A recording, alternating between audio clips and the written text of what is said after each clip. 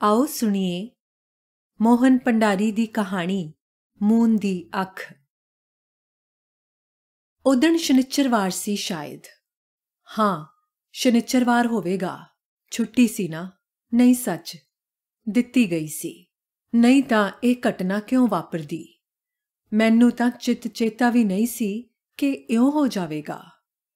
मैं डरिया नहीं, बौंदल जरूर गया सां। ते बौंदले होए बंदे नूं तिथवार दा चेता कित्थे रहिंदा है? हालात ही अजिहे सन। दिमाग 'ਚ तणाव सी मेरे, तणाव ते धुंधलापण। मैं कुਝ होर ही सोच रिहा सां। की सोच रिहा सां? की दस्सां? चुपासे दहशत सी, मन भटकिया होया। उस समय जो मिलदा ਇਹੀ ਕਹਿੰਦਾ, ਇਹ ਕੀ ਹੋ ਗਿਆ? ਕਿੱਕਣ ਹੋ ਗਿਆ? ਇਹ ਕੋਈ ਨਹੀਂ ਸੀ ਕਹਿੰਦਾ। ਬੰਦਾ ਮਾਰਿਆ ਜਾਵੇ ਤਾਂ ਸਬਰ ਕਰ ਲਈਦਾ ਏ, ਸੁਰਤ ਮਾਰੀ ਜਾਵੇ ਤਾਂ ਕੋਈ ਕੀ ਕਰੇ? ਉਦੋਂ ਇਹੀ ਹੋਇਆ। ਮਾਰੀ ਗਈ ਸੁਰਤ ਤੇ ਤਿਥਵਾਰ ਸਭ ਭੁੱਲ ਗਏ ਮੈਨੂੰ। ਹੁਣ ਮੁੜ ਰਹੀ ਹੈ ਸੁਰਤ, ਹੌਲੀ ਹੌਲੀ। ਘਟਨਾਵਾਂ ਯਾਦ ਆ ਰਹੀਆਂ ਨੇ ਇੱਕ ਇੱਕ ਕਰਕੇ। ਮਨ ਪੂਰੀ ਤਰ੍ਹਾਂ ਠੀਕ ਨਹੀਂ ਆਖਿਆ ਜਾ ਸਕਦਾ, ਅਸ਼ਾਂਤ ਹੈ ਅਜੇ। ਇੱਕ ਮਿੰਟ ਰੁਕੋ, ਅਸਲੀ ਗੱਲ ਤੇ ਆ ਰਿਹਾ। ਅਸਲੀ ਗੱਲ। ਨਵੰਬਰ ਦਾ ਮਹੀਨਾ ਸੀ, ਚੜ੍ਹਿਆ ਹੀ ਸੀ ਅਜੇ। ਪਹਿਲਾ ਹਫਤਾ, ਹਫਤੇ ਦਾ ਪਹਿਲਾ ਦਿਨ, 2 ਜਾਂ 3 ਤਰੀਕ। ਦਿਨ ਸ਼ਨਿਚਰਵਾਰ ਹੀ ਸੀ। ਸ਼ਨਿਚਰ ਦੀ ਰਾਤ ਜਦੋਂ ਇਹ ਮੰਦਭਾਗੀ ਘਟਨਾ ਵਾਪਰੀ। ਸ਼ਹਿਰ 'ਚ ਦੰਗੇ ਭੜਕ ਉੱਠੇ ਸਨ। ਇੱਕ ਔਰਤ ਦਾ ਕਤਲ ਕੀ ਹੋਇਆ? ਕਤਲ ਹੋਣ ਲੱਗ ਪਏ। ਬਸ ਹੋ ਗਿਆ ਕਤਲੇਆਮ ਆਰੰਭ। ਅੰਦਰੂਨੀ ਸੁਰੱਖਿਆ ਦੀ ਜ਼ਿੰਮੇਵਾਰੀ ਭਾਵੇਂ ਪੁਲਿਸ ਦੀ ਸੀ, ਪਰ ਸਾਨੂੰ ਅਲਰਟ ਰਹਿਣ ਦਾ ਆਦੇਸ਼ ਹੋ ਗਿਆ ਤੇ ਹੋ ਗਏ ਅਸੀਂ ਅਲਰਟ। ਕੀ ਪਤਾ ਕਦੋਂ ਕੀ ਹੁਕਮ ਹੋ ਜਾਵੇ। 2 ਦਿਨ ਬੀਤ ਗਏ, ਕੋਈ ਆਦੇਸ਼ ਨਹੀਂ। ਆਦੇਸ਼ ਨਹੀਂ ਤਾਂ ਕੋਈ ਐਕਸ਼ਨ ਨਹੀਂ। ਐਕਸ਼ਨ ਨਹੀਂ ਤਾਂ ਦੰਗੇ ਜਾਰੀ। ਅਸੀਂ ਜ਼ਬਤ ਦੇ ਬੰਨੇ ਹੋਏ ਸਾਂ। ਅਜੀਬ ਆਵਾਜਾਰੀ ਦੇ ਦਿਨ ਸਨ। ਸਾਲਾ ਦਿਨ ਰਾਤ ਜਗਰਾਤਾ। ਤੀਜੇ ਦਿਨ ਆਥਣੇ ਕਾਲ आई। आदेश सी, जवान लोग बैरक में रहेगा। अफसर साहिबान अब आराम करें, टिल फर्दर ऑर्डर्स। ਇਹ टिल फर्दर ऑर्डर्स ਸਾਡੇ ਦਿਮਾਗਾਂ 'ਚ ਹਥੌੜੇ ਵਾਂਗ ਵੱਜ ਰਹੇ ਸਨ। Till further orders. ਮੈਂ ਸੁਚੇਤ ਰਹਿ ਆਰਾਮ ਕਰਨ ਵਾਸਤੇ ਕੋਠੀ ਚਲਾ ਗਿਆ, ਡਿਫੈਂਸ ਕਾਲੋਨੀ 'ਚ। ਇਹ ਇਲਾਕਾ ਖਤਰੇ ਤੋਂ ਬਾਹਰ ਸੀ। ਸਾਡੇ ਫੌਜੀਆਂ ਲਈ ਖਤਰੇ ਤੋਂ ਬਾਹਰ ਦੇ ਉਂਝ ਕੋਈ ਅਰਥ ਨਹੀਂ ਹੁੰਦੇ। ਟਿਲ ਫਰਦਰ ਆਰਡਰਸ 'ਚ ਆਰਾਮ ਦੇ ਕਿਆ ਮਾਇਨੇ? ਖੈਰ, ਅਸੀਂ ਅਜਿਹੇ ਆਦੇਸ਼ਾਂ ਦੇ ਆਦੀ ਹੋ ਚੁੱਕੇ ਹਾਂ। ਸੋ ਕਾਹਦਾ ਤਕਰਾਰ ਤੇ ਕੀ ਗਿਲਾ? ਸਾਲੇ ਇਹ ਸ਼ਬਦ ਨੇ ਨਾ, ਕਿਉਂ, ਕਿਵੇਂ, ਕਿੰਤੂ, ਪਰੰਤੂ। ਇਹ ਸਾਡੀਆਂ ਡਿਕਸ਼ਨਰੀਆਂ 'ਚ ਹੈ ਹੀ ਨਹੀਂ। ਤੀਵੀਂ ਮੇਰੀ ਤੇ ਬੱਚੇ ਬਾਹਰ ਗਏ ਹੋਏ ਸਨ, ਸਭ ਦੇ ਸਭ। ਘਰ 'ਚ ਮੈਂ ਇਕੱਲਾ ਪੂਰੇ 1 ਮਹੀਨੇ ਤੋਂ ਖਾਂਦਾ ਪੀਂਦਾ ਸੌਂ ਜਾਂਦਾ। ਹੋਰ ਕੀ ਕਰਦਾ? ਪਰੇਡ ਬਥੇਰੀ ਹੋ ਗਈ। ਟੇਕ ਤਾਂ ਪਹਿਲਾਂ ਪਿੱਛੋਂ ਦੀਆਂ ਗੱਲਾਂ ਛੱਡੋ। ਬਸ ਪੈ ਗਿਆ ਵਿਗਨ। ਪਿਛਲੇ ਦਿਨੀ ਚੰਗੀ ਮਰੀ। ਕਿਤੇ ਵੀ ਟੇਕ ਨਹੀਂ, ਦਿਨ ਰਾਤ ਅਲਰਟ। ਤੇ ਉੱਤੋਂ ਸਾਲਾ ਇਹ ਟਿਲ ਫਰਦਰ ਆਰਡਰਸ। ਮੈਂ ਮੇਜਰ VK ਮਲਹੋਤਰਾ ਨੂੰ ਟੈਲੀਫੋਨ ਕੀਤਾ।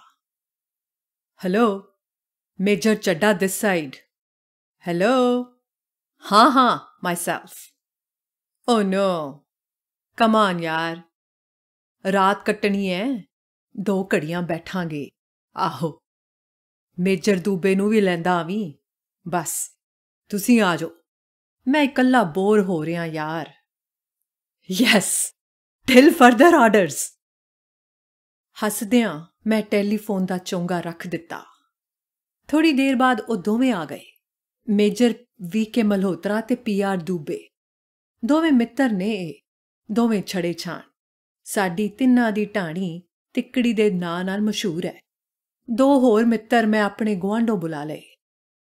ਸ਼ਾਮਾਂ ਤਾਂ ਪਹਿਲਾਂ ਵੀ ਅਕਸਰ ਅਸੀਂ ਤਿੰਨੇ ਇਕੱਠੇ ਗੁਜ਼ਾਰਦੇ ਸਾਂ, ਪਰ ਇਹ ਸ਼ਾਮ ਕੁਝ ਵੱਖਰੀ ਸੀ।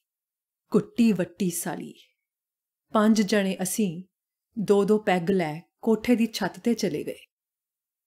ਅਜੇ ਅਸੀਂ ਖੜੇ ਹੀ ਸਾਂ ਕਿ ਮੈਨੂੰ ਧੱਕਾ ਜਿਹਾ ਲੱਗਿਆ। ਡਿੱਗਣ ਲੱਗਾ ਹੀ ਸਾਂ ਕਿ ਬੰਨੀ ਨੂੰ ਹੱਥ ਪੈ ਗਿਆ। ਮਲਹੋਤਰਾ ਨੇ ਪੁੱਛਿਆ, ਕੀ ਹੋਇਆ? ਮੇਰੇ ਮੂੰਹੋਂ ਨਿਕਲਿਆ, ਭੁਚਾਲ, ਭੁਚਾਲ ਆ ਗਿਆ। ਮੈਨੂੰ ਕੋਠੀ ਦੀ ਛੱਤ ਅਜੇ ਵੀ ਹਿੱਲਦੀ ਲੱਗੀ। ਮੇਜਰ ਦੂਬੇ ਰੋਣ ਵਾਂਗ ਹੱਸਿਆ, ਬੋਲਿਆ, ਓ ਨੋ, ਦਿਸ ਕਾਂਟ ਹੈਪਨ। तुम्हारा वहम है, sheer illusion। Be steady man, don't lose heart। ਦੂਜੇ ਉਖੜੇ ਉਖੜੇ ਸਾਨੂੰ ਦੇਖਦੇ ਰਹੇ। ਸ਼ਹਿਰ 'ਚੋਂ ਅੱਗ ਦੇ ਲਾਂਬੂ ਉੱਠ ਰਹੇ ਸਨ। ਅਸੀਂ ਉੱਥੇ ਬਹੁਤਾ ਚਿਰ ਖੜੇ ਨਾ ਰਹਿ ਸਕੇ। ਪੌੜੀਆਂ ਉਤਰੇ ਤੇ ਅੰਦਰ ਆ ਕੇ ਬੈਠ ਗਏ। ਹੌਲੀ ਕਾਹਲੀ ਪੀਣ ਲੱਗੇ। ਸਾਡੇ 5 'ਚੋਂ ਕੋਈ ਇੱਕ ਅੱਧ ਗੱਲ ਛੇੜਦਾ ਤਾਂ ਦੂਜੇ ਹੂੰ ਹਾਂ ਕਹਿ ਕੇ ਫੇਰ ਚੁੱਪ ਹੋ ਜਾਂਦੇ। ਕੋਈ ਢੱਬ ਸਿਰ ਦੀ ਗੱਲ ਨਹੀਂ ਸੀ ਤੁਰ ਰਹੀ, ਬਸ ਚੁੱਪ ਦਾ ਪਹਿਰਾ ਸੀ। ਮੈਨੂੰ ਲੱਗਿਆ ਜਿਵੇਂ ਅਸੀਂ ਵਿਸਕੀ ਨਹੀਂ, ਚੁੱਪ ਪੀ ਰਹੇ ਹਾਂ। ਇਉਂ ਪਹਿਲੀ ਵਾਰ ਹੋਇਆ ਸੀ। ਦਾਰੂ ਵੀ ਨਹੀਂ ਸੀ ਚੜ੍ਹ ਰਹੀ ਸਾਲੀ। ਉਸ ਸਮੇਂ ਨੇ ਵੀ ਕੀ ਰੌਲਾ ਪਾਣਾ ਸੀ। ਬਸ ਸੂਈਆਂ ਸਰਕਦੀਆਂ ਰਹੀਆਂ। 10, 10:30, 11। ਅਲਾਰਮ ਲਾ ਦੇਣਾ ਚਾਹੀਦਾ ਹੈ, ਮੈਂ ਸੋਚ ਰਿਹਾ ਸਾਂ।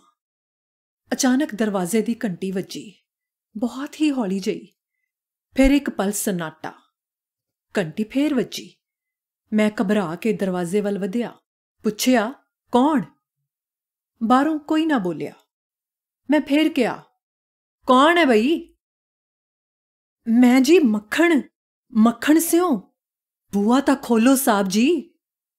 ਆਵਾਜ਼ ਦੱਬਵੀਂ ਸੀ, ਪਰ ਮੈਂ ਪਛਾਣ ਲਈ। ਸਾਡਾ ਪਹਿਲਾ ਨੌਕਰ ਸੀ, ਮੱਖਣੀ। ਐਸ ਵੇਲੇ? ਕਹਿ ਕੇ ਮੈਂ ਦਰਵਾਜ਼ਾ ਖੋਲ੍ਹ ਦਿੱਤਾ।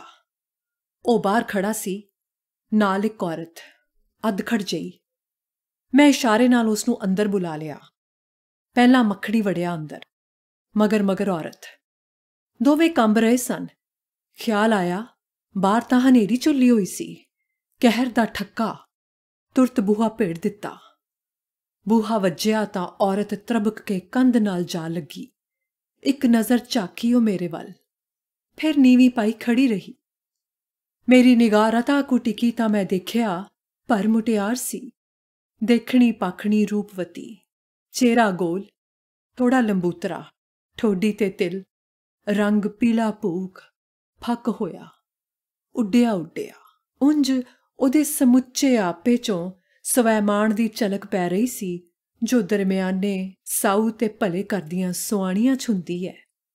ਮੱਖਣ ਸਿੰਘ ਮੈਨੂੰ ਇੱਕ ਪਾਸੇ ਲਿਜਾ ਕੇ ਹੌਲੀ ਜਿਹੀ ਬੋਲਿਆ, ਸਾਹਿਬ ਜੀ, ਇਹਦਾ ਘਰ ਵਾਲਾ ਮਾਰਤਾ, ਨਾਲੇ ਇਹਦਾ ਮੁੰਡਾ। ਬਲਵਈਆਂ ਦੀ ਤਾੜ ਪੈ ਗਈ ਟੁੱਟ ਕੇ ਸਾਹਿਬ। ਇਹ ਕਿਵੇਂ ਨਾ ਕਿਵੇਂ ਬਚ ਕੇ ਆ ਗਈ ਮੇਰੇ ਕੋਲ। ਉੱਥੇ ਖਤਰਾ ਜੀ ਅਜੇ, ਪਰ ਮੇਰਾ ਬਚਾਓ ਹੋ ਗਿਆ, ਬਸ ਬਚ ਗਿਆ। ਉਹਨੇ ਆਪਣੇ ਉਲਝੇ ਪਟਿਆਂ 'ਚ ਹੱਥ ਫੇਰਿਆ। ਇੱਕ ਬਿੰਦ ਮੁਰਦੇਹਾਣੀ ਪੱਸਰ ਗਈ, ਟੁੱਟੀ। ਮੈਂ ਇਹਨੂੰ ਇੱਥੇ ਤਾਂ ਲੈ ਆਇਆ ਬਈ ਬਚ ਜੂਗੀ। ਥੋੜੇ ਹੁੰਦਿਆਂ ਕਿਸੇ ਦੀ ਹਿੰਮਤ ਹੀ ਨਹੀਂ ਪੈਣੀ। ਕਹਿੰਦਿਆਂ ਉਹਦਾ ਗੱਚ ਭਰ ਗਿਆ ਤੇ ਫੇਰ ਅੱਖਾਂ 'ਚੋਂ ਹੰਝੂ ਆਪ ਮੁਹਾਰੇ ਵਹਿ ਤੁਰੇ। ਅੱਛਾ ਕੀਆ ਕਹਿਣ ਨੂੰ ਤਾਂ ਮੈਂ ਕਹਿ ਦਿੱਤਾ, ਪਰ ਅੰਦਰੋਂ ਸ਼ਸ਼ੋ ਪੰਜ 'ਚ ਪੈ ਗਿਆ। ਮੈਨੂੰ ਆਪਣੇ ਆਪ ਤੇ ਗੌਰਵ ਵੀ ਹੋਇਆ ਕਿ ਮੱਖਣ ਸਿੰਘ ਨੇ ਮੇਰੇ ਤੇ ਵਿਸ਼ਵਾਸ ਕੀਤਾ। ਉਹਦੇ ਇਸ ਵਿਸ਼ਵਾਸ ਨੂੰ ਮੈਂ ਕਿਵੇਂ ਤੋੜ ਦਿੰਦਾ? ਜਦੋਂ ਕੋਈ ਇਉਂ ਸ਼ਰਨ 'ਚ ਆ ਜਾਏ ਤਾਂ ਖਤਰਾ ਮੁੱਲ ਲੈ ਕੇ ਵੀ ਆਪਣਾ ਫਰਜ਼ ਨਿਭਾਉਣਾ ਚਾਹੀਦਾ ਹੈ। ਮੇਰੇ ਅੰਦਰਲਾ ਫੌਜੀ ਜਾਗ ਪਿਆ। ਮੈਨੂੰ ਵਾਪਸ ਜਾਣਾ ਚਾਹੀਦਾ ਹੈ, ਕਹਿ ਕੁੰਡੀ ਖੋਲ। ਉਹ ਪਤਾ ਨਹੀਂ ਕਦੋਂ ਬਾਹਰ ਹੋਇਆ ਤੇ ਚਲਿਆ ਵੀ ਗਿਆ। ਇਸ ਹਾਲਤ ਵਿੱਚ ਮੈਨੂੰ ਮੱਖਣ ਸਿੰਘ ਨੂੰ ਘਰੋਂ ਨਹੀਂ ਸੀ ਤੋਰਨਾ ਚਾਹੀਦਾ, ਪਰ ਕੀ ਕਰਦਾ? ਮੈਂ ਤਾਂ ਆਪ ਸੋਚਾਂ ਵਿੱਚ ਘਿਰਿਆ ਪਿਆ ਸਾਂ। ਮੈਂ ਹਿੰਮਤ ਕਰਕੇ ਉਸ ਜਨਾਨੀ ਨੂੰ ਬੁਲਾਉਣ ਦੀ ਕੋਸ਼ਿਸ਼ ਕੀਤੀ। ਉਹ ਬੋਲੀ ਨਾ, ਨੀਵੀਂ ਪਾਈ ਖੜੀ ਰਹੀ, ਚੁੱਪ-ਚਾਪ। ਚੁੱਪ ਤਾਂ ਪਹਿਲਾਂ ਹੀ ਮੇਰੇ ਤੇ ਭਾਰੂ ਸੀ। ਮੈਨੂੰ ਆਪਣਾ ਆਪ ਕੁੜਿੱਕੀ 'ਚ ਫਸਿਆ ਜਾਪਿਆ। ਸੋਝੀ ਨਹੀਂ ਰਿਹਾ ਸੀ ਕੁਝ। ਕਰਾਂ ਤਾਂ ਕੀ ਕਰਾਂ? ਮੈਂ ਆਪਣੇ ਸਾਥੀਆਂ ਕੋਲ ਗਿਆ। ਗਿਣੇ ਮਿਣੇ ਸ਼ਬਦਾਂ 'ਚ ਸਾਰੀ ਵਿਥਿਆ ਸੁਣਾਈ ਤੇ ਖੂੰਜੇ 'ਚ ਖੜੀ ਉਸ ਔਰਤ ਵੱਲ ਇਸ਼ਾਰਾ ਕੀਤਾ। ਉਹ ਤਾਂ ਪਹਿਲਾਂ ਹੀ ਉਸ ਨੂੰ ਦੇਖ ਰਹੇ ਸਨ, ਅੱਖਾਂ ਪਾੜ ਕੇ। ਉਹਨਾਂ 'ਚੋਂ 2 ਜਣੇ ਮੇਰੀ ਗੱਲ ਸੁਣ ਕੇ ਮੁਸਕਰਾਏ। ਉਹਨਾਂ ਦੀ ਮੁਸਕਾਨ ਮੈਨੂੰ ਓਪਰੇ ਲੱਗੀ, ਅਨੋਬੜ। ਫਿਰ ਉਹ ਚਾਰੇ ਜਾਣੇ ਚੁੱਪ-ਚਾਪ ਉੱਠੇ, ਦਰਵਾਜ਼ੇ ਵੱਲ ਵਧੇ, ਕੁੰਡੀ ਖੋਲ੍ਹੀ ਤੇ ਬਾਹਰ ਹੋ ਗਏ। ਇਹ ਸਭ ਕੁਝ ਮਕੈਨਿਕੀ ਢੰਗ ਨਾਲ ਹੋਇਆ, ਜਿਵੇਂ ਉਹ ਤੁਰੇ ਨਾ ਹੋਣ। ਇਹ ਅਹਿਸਾਸ ਹੋਇਆ ਮੈਨੂੰ। ਅਚਾਨਕ ਤਦੇ ਮੈਂ ਕਾਹਲੀ ਉਹਨਾਂ ਦੇ ਪਿੱਛੇ ਗਿਆ। ਦੋਵੇਂ ਛੜੇ ਦੋਸਤਾਂ ਨੂੰ ਮੈਂ ਬੇਨਤੀ ਦੇ ਲਹਿਜੇ 'ਚ ਕਿਹਾ, ਤੁਸੀਂ ਇੱਥੇ ਰਹੋ ਤਾਂ ਤੁਹਾਨੂੰ ਕਾਹਦੀ ਕਾਹਲੀ ਹੈ? ਮੈਂ ਇੱਥੇ ਇਕੱਲਾ। ਬੋਲ ਮੇਰੇ ਬੁੱਲ੍ਹਾਂ 'ਚ ਲਰਜ਼ ਗਏ। ਉਹ ਦੋਵੇਂ ਠਹਾਕਾ ਮਾਰ ਕੇ ਹੱਸੇ। ਦੂਬੇ ਬੋਲਿਆ, oh no major Chadda, so good luck my chap. ਉਹਦੇ ਬੋਲ ਮੈਨੂੰ ਵਿਉ ਵਰਗੇ ਲੱਗੇ। ਉਹ ਚਲੇ ਗਏ। ਕੀ ਨਾਂ ਹੈ ਤੁਹਾਡਾ? ਔਰਤ ਤੋਂ ਮੈਂ ਪੁੱਛਿਆ। ਉਹ ਕੰਬੀ, ਬੋਲੀ ਕੁਝ ਨਾ। ਨਾਂ ਦੱਸਣ 'ਚ ਕੀ ਹਰਜੇ? ਮੈਂ ਤੁਹਾਡਾ ਦੋਖੀ ਤਾਂ ਨਹੀਂ। ਉਹ ਹਿੱਲੀ, ਉਹਦੇ ਬੁੱਲ ਕੰਬੇ। ਬੋਲਿਆ ਫੇਰ ਵੀ ਨਾ ਗਿਆ ਉਤੋਂ। ਘਬਰਾਓ ਨਾ ਤੁਸੀਂ, ਦੱਸੋ। ਮੈਂ ਹੋਰ ਵੀ ਨਰਮੀ ਨਾਲ ਆਖਿਆ। ਨਸੀਬ ਕੌਰ। ਡਰਦੀ ਝਿਜਕਦੀ ਨੇ ਆਪਣਾ ਨਾਂ ਦੱਸ ਦਿੱਤਾ। ਕੁਝ ਖਾ ਲਓ, ਤੁਸੀਂ ਭੁੱਖੇ ਹੋਵੋਗੇ। ਮੈਂ ਉਹਨੂੰ ਸਹਿਜ ਹਾਲਤ ਵਿੱਚ ਲਿਆਉਣਾ ਚਾਹੁੰਦਾ ਸਾਂ। ਉਹਨੇ ਨਾਂ ਵਿੱਚ ਸਿਰ ਹਿਲਾਇਆ। ਮੇਰੇ ਅਗਲੇ ਸਵਾਲਾਂ ਦਾ ਉਹਨੇ ਕੋਈ ਉੱਤਰ ਨਾ ਦਿੱਤਾ। ਇਸ ਵੇਲੇ ਇਹਦੀ ਮਾਨਸਿਕ ਹਾਲਤ ਠੀਕ ਨਹੀਂ। ਸਦਮੇ ਦੀ ਝੰਜੋੜੀ ਹੋਈ ਹੈ। ਸਵੇਰੇ ਸਾਰੀ ਗੱਲ ਪੁੱਛ ਲਵਾਂਗਾ। ਇਹ ਸੋਚ ਕੇ ਉਹਨੂੰ ਮੈਂ ਆਪਣੇ ਬੈੱਡਰੂਮ 'ਚ ਭੇਜ ਦਿੱਤਾ। ਕੁਝ ਚਿਰ ਪਿੱਛੋਂ ਦੇਖਿਆ, ਉਹ ਦੁਬਕੀ ਪਈ ਸੀ, ਇਕੱਠੀ ਹੋਈ ਗੱਠੜੀ ਵਾਂਗ, ਗੋਡੇ ਢਿੱਡ 'ਚ ਦੇ ਕੇ। ਮੈਂ ਅਲਮਾਰੀ 'ਚੋਂ ਕੱਢ ਕੇ 2 ਕੰਬਲ ਉਹਦੇ ਉੱਤੇ ਪਾ ਦਿੱਤੇ। ਆਪ ਬਾਹਰ ਆ ਗਿਆ। ਬਾਹਰ ਅਚਾਨਕ ਮੈਨੂੰ ਖਿਆਲ ਆਇਆ, ਮੇਰਾ ਰਿਵਾਲਵਰ ਅੰਦਰ ਰਹਿ ਗਿਆ ਸੀ। ਇਸ ਹਾਲਤ ਵਿੱਚ ਔਰਤ ਕੁਝ ਵੀ ਕਰ ਸਕਦੀ ਏ। ਇਹ ਸੋਚ ਕੇ ਮੈਂ ਇੱਕਦਮ ਉੱਠਿਆ, ਅੰਦਰ ਗਿਆ, ਅਲਮਾਰੀ ਖੋਲ੍ਹੀ, ਰਿਵਾਲਵਰ ਚੁੱਕ ਉਤਾਂਹ ਨੂੰ ਕੀਤਾ, ਮੁੜਿਆ, ਤਰਬਕ ਗਿਆ। ਮੇਰੇ ਹੱਥ 'ਚ ਰਿਵਾਲਵਰ ਦੇਖੋ ਕੰਬ ਉੱਠੀ। ਮੇਰੇ ਵੱਲ ਡਰੀਆਂ ਮੋਟੀਆਂ ਫੈਲੀਆਂ ਅੱਖਾਂ ਨਾਲ ਝਾਕੀ ਤੇ ਹੱਥ ਜੋੜ ਮੂੰਹ 'ਚ ਬੁੜਬੁੜਾਈ, ਜਿਵੇਂ ਕਹਿ ਰਹੀ ਹੋਵੇ, ਨਾ ਮਾਰੋ। ਬਸ ਇੰਨੇ 'ਚ ਕਹਿਰ ਢਹਿ ਪਿਆ ਮੇਰੇ ਤੇ।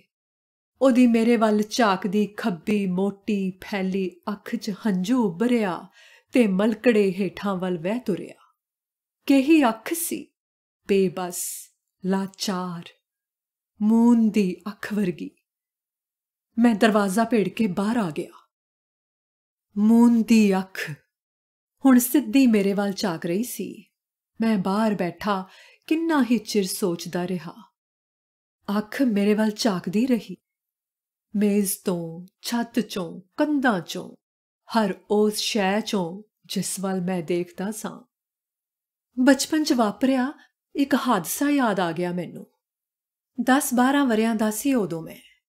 ਇੱਕ ਦਿਨ ਕੁਝ ਬੰਦੇ ਸ਼ਿਕਾਰ ਖੇਲਣ ਗਏ ਪਿੰਡੋਂ ਬਾਹਰ ਰੋਈਆਂ 'ਚ।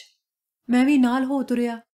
ਸਾਰਾ ਦਿਨ ਕੋਈ ਸ਼ਿਕਾਰ ਨਾ ਮਿਲਿਆ, ਨਾ ਸਹਿਆ, ਨਾ ਤਿੱਤਰ, ਨਾ ਬਟੇਰਾ। ਬਥੇਰਾ ਸ਼ਿਸ਼ਕੇਰਿਆ ਕੁੱਤਿਆਂ ਨੂੰ, ਕੋਈ ਸ਼ਿਕਾਰ ਨਾ ਨਿਕਲਿਆ ਸਾਹਮਣੇ। ਆਥਣ ਉੱਤਰ ਰਹੀ ਸੀ। ਅਸੀਂ ਥੱਕੇ ਹਾਰੇ ਟਿੱਬਿਆਂ ਉੱਤੋਂ ਦੀ ਪਿੰਡ ਨੂੰ ਮੁੜ ਰਹੇ ਸਾਂ। ਅਚਾਨਕ ਇੱਕ ਟਿੱਬੇ ਓਹਲਿਓਂ ਚੁੰਗੀਆਂ ਭਰਦੀ ਇੱਕ ਮੂਨ ਸਾਹਮਣੇ ਆ ਗਈ। ਸ਼ਿਕਾਰੀਆਂ ਦੀਆਂ ਵਾਛਾਂ ਖਿੜ ਗਈਆਂ। ਰਫਲ ਵਾਲੇ ਨੇ ਗੋਡਿਆਂ ਭਾਰ ਹੋ ਕੇ ਸ਼ਿਸ਼ਤ ਬੰਨੀ। ਮੂਨ ਛਾਲ ਮਾਰ ਕੇ ਪਰਾਂ ਹੋ ਗਈ। ਉਹਨੇ ਫੇਰ ਸ਼ਿਸ਼ਤ ਲਾਈ। ਮੂਨ ਫੇਰ ਚੁੰਗੀ ਭਰ ਕੇ ਇੱਕ ਪਾਸੇ ਹੋ ਗਈ। ਜੀਵਨ ਮੌਤ ਦੀ ਇਹ ਖੇਲ ਕੁਝ ਪਲ ਜਾਰੀ ਰਹੀ। ਅਖੀਰ ਉਹ ਸਾਡੇ ਸਾਹਮਣੇ ਆ ਖੜੀ ਹੋਈ, ਅਣਜਾਣ, ਅਣਭੋਲ, ਤੇ ਠਾ ਕਰਕੇ ਗੋਲੀ ਚੱਲੀ। ਸਾਡੇ ਦੇਖਦਿਆਂ ਉਹ ਟਿੱਬੇ ਉੱਤੇ ਡਿੱਗੀ, ਤੜਫਣ ਲੱਗੀ। ਸ਼ਿਕਾਰੀ ਚਾਂਗਰਾ ਮਾਰਦੇ ਉਸ ਵੱਲ ਵਧੇ। ਮੈਂ ਵੀ ਉਹਦੇ ਕੋਲ ਜਾ ਕੇ ਖੜਾ ਹੋਇਆ, ਥੋੜਾ ਹਟ ਕੇ। ਉਹ ਅਜੇ ਵੀ ਤੜਫ ਰਹੀ ਸੀ, ਮੇਰੇ ਵੱਲ ਦੇਖ ਰਹੀ ਸੀ। ਮੋਟੀਆਂ ਅੱਖਾਂ ਉਹਦੀਆਂ ਹੋਰ ਵੀ ਫੈਲ ਗਈਆਂ ਸਨ। ਉਹਦੀ ਖੱਬੀ ਮੋਟੀ ਫੈਲੀ ਹੋਈ ਅੱਖ 'ਚੋਂ ਹੰਝੂ ਨਿਕਲਿਆ ਤੇ ਉਹਦੀ ਗੱਲ ਤੇ ਵਹਿ ਤੁਰਿਆ। ਅੱਖ ਹੁਣ ਵੀ ਮੈਨੂੰ ਦੇਖ ਰਹੀ ਸੀ। ਮੇਰੇ ਕਮਰੇ ਦੀ ਹਰ ਸ਼ੈ 'ਚੋਂ। ਬਾਹਰ ਬੈਠਾ ਮੈਂ ਬੜਾ ਕੁਝ ਸੋਚਦਾ ਰਿਹਾ। ਮੇਰੀ ਹਾਲਤ ਰਫਲ ਵਾਲੇ ਉਸ ਸ਼ਿਕਾਰੀ ਵਰਗੀ ਸੀ। ਮੈਂ ਜੋ ਵੀ ਚਾਹੁੰਦਾ ਕਰ ਸਕਦਾ ਸਾਂ। ਜੋ ਵੀ। ਮੇਰੀ ਕੋਠੀ ਦੇ ਬੈੱਡਰੂਮ 'ਚ ਇੱਕ ਔਰਤ ਪਈ ਸੀ, ਅਬਲਾ, ਬੇਬਸ ਤੇ ਲਾਚਾਰ, ਉਸ ਮੂਨ ਵਰਗੀ। ਕਿੰਨੇ ਹੀ ਖਿਆਲ ਆਏ ਉਸ ਰਾਤ, ਪਾਪ ਵਰਗੇ, ਪੁੰਨ ਵਰਗੇ। ਸੋਚਦਾ ਸੋਚਦਾ ਪਤਾ ਨਹੀਂ ਕਦੋਂ ਮੈਂ ਸੌਂ ਗਿਆ। ਸਵੇਰੇ ਦਿਨ ਚੜ੍ਹੇ ਉੱਠਿਆ। ਬੈੱਡਰੂਮ ਦਾ ਦਰਵਾਜ਼ਾ ਬੰਦ ਸੀ। ਨਹਾਤਾ ਧੋਤਾ, ਕਮਰੇ ਦੀਆਂ ਚੀਜ਼ਾਂ ਵਸਤਾਂ ਇੱਧਰ ਉੱਧਰ ਸੰਭਾਲਦਾ ਰਿਹਾ। ਬੂਹਾ ਅਜੇ ਵੀ ਬੰਦ ਸੀ। ਪਤਾ ਨਹੀਂ ਕਿੰਨੀਆਂ ਰਾਤਾਂ ਜਾਗਦੀ ਰਹੀ ਹੋਵੇਗੀ। ਹੁਣ ਅੰਦਰ ਘੂਕ ਸੁੱਤੀ ਪਈ ਹੈ। ਉੱਠੇਗੀ ਤਾਂ ਇਕੱਠੇ ਚਾਹ ਪੀਵਾਂਗੇ, ਗੱਲਾਂ ਕਰਾਂਗੇ, ਦੁੱਖ ਸੁੱਖ ਸਾਂਝੇ ਕਰਾਂਗੇ। ਗੱਲ ਸ਼ੁਰੂ ਕਿਵੇਂ ਕਰਾਂਗਾ ਸੋਚਦਾ ਰਿਹਾ। ਆਖਰ ਚਾਹ ਬਣਾ ਲਈ। ਹੌਲੀ ਜਿਹੀ ਦਸਤਕ ਦਿੱਤੀ ਮੈਂ। ਫਿਰ ਜ਼ੋਰ ਦੀ ਖੜਕਾਇਆ ਬੂਹਾ। ਨਾ ਉਹ ਬੋਲੀ, ਨਾ ਬੂਹਾ ਹੀ ਖੁੱਲ੍ਹਿਆ। ਮੈਂ ਹੌਲੀ ਜਿਹੀ ਧੱਕਾ ਦੇ ਕੇ ਬੂਹਾ ਖੋਲ੍ਹਿਆ। ਅੰਦਰ ਝਾਕਿਆ। ਉਹ ਲੰਬੀ ਪਈ ਸੀ, ਸਿੱਧੀ ਸਤੋਰ, ਅੱਖਾਂ ਟੱਡੀਆਂ ਹੋਈਆਂ। ਮੈਂ ਬੌਂਦਲ ਗਿਆ। ਬਾਹਰ ਆ ਕਮਲਿਆਂ ਵਾਂਗ ਕਮਰੇ 'ਚ ਚੱਕਰ ਕੱਟਣ ਲੱਗ ਪਿਆ। ਫਿਰ ਹਿੰਮਤ ਕਰਕੇ ਮੇਜਰ ਮਲਹੋਤਰਾ ਨੂੰ ਟੈਲੀਫੋਨ ਕੀਤਾ। ਉਹ ਤੇ ਦੂਬੇ ਦੋਵੇਂ ਆ ਗਏ। ਗੁਆਂਢੀ ਵੀ ਬੁਲਾ ਲਏ। ਅੰਦਰ ਗਏ। ਮਲਹੋਤਰਾ ਨੇ ਅੱਗੇ ਵੱਧ ਕੇ ਉਹਦੀਆਂ ਖੁੱਲ੍ਹੀਆਂ ਫੈਲੀਆਂ ਅੱਖਾਂ ਬੰਦ ਕਰ ਦਿੱਤੀਆਂ। ਮੌਤ ਦੀ ਖਬਰ ਉਸ ਵੇਲੇ ਹੈੱਡਕੁਆਰਟਰ ਨੂੰ ਦੇ ਦਿੱਤੀ ਗਈ। ਹੁਣ ਉਹ ਸਮਝਦੇ ਨੇ ਇਹ ਗੁਨਾਹ ਮੈਂ ਕੀਤਾ ਏ। ਮੈਨੂੰ ਪਰਵਾਹ ਨਹੀਂ ਕਿ ਉਹ ਮੈਨੂੰ ਸਜ਼ਾ ਦੇਣਗੇ ਕਿ ਬਰੀ ਕਰ ਦੇਣਗੇ, ਪਰ ਇੱਕ ਗੱਲ ਤੋਂ ਮੈਂ ਜਿਉਂਦੇ ਜੀ ਕਦੀ ਮੁਕਤ ਨਹੀਂ ਹੋਣਾ, ਆਪਣੇ ਤੁਰ ਅੰਦਰਲੇ ਗੁਨਾਹ ਦੇ ਅਹਿਸਾਸ ਤੋਂ। ਉਹ ਇਹ ਕਿ ਉਸ ਰਾਤ ਮੈਂ ਉਸ ਕੋਲ ਕਿਉਂ ਨਾ ਪਿਆ। ਜੇ ਇਉਂ ਕਰਦਾ ਤਾਂ ਸ਼ਾਇਦ ਉਹ ਬਚ ਜਾਂਦੀ।